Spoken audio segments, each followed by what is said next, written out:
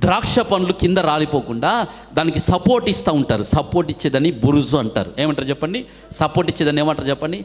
బురుజు. ఇప్పుడు ఈ బురుజు దేనికి సాదృశ్యంగా ఉందంటే సహవాసానికి సాదృశ్యం. దేనికి చెప్పండి? అందరు చెప్పాలి. దేనికి సాదృశ్యంగా ఉంది?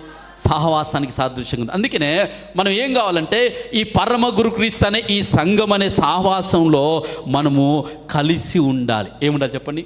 బురుజు లేకపోతే ద్రాక్ష తీగ కింద పడిపోతుంది. ద్రాక్ష తీగ కింద పడిపోయినప్పుడు ఏం చేస్తుందంటే అది ఎండిపోతుంది. దానికి నీరు సక్రంగా అందదు. భూమి ఏం చేస్తుందంటే ఆ తీగను తినేస్తూ ఉంటుంది. ఆ కింద పడగానే క్రింద ఉన్న ఆ పురుగులన్నీ వచ్చి ఆ తీగను నాశనం చేస్తూ ఉంటాయి. అందుకని మీ అందరూ చెప్తా ఉంటున్నా, మనము సహవాసంలో ఉండాలి. ఎట్లుండాలి చెప్పండి? అందరు చెప్పాలి. ఎట్లుండాలి? అందరు చెప్పాలి. ఎబ్రీ పత్రికలో ఉంటుంది. ఏముంటుందంటే కొందరు మానుకొనున్నట్లు నువ్వు మానుకోవద్దు. కొందరు మానుకుంటున్నారు.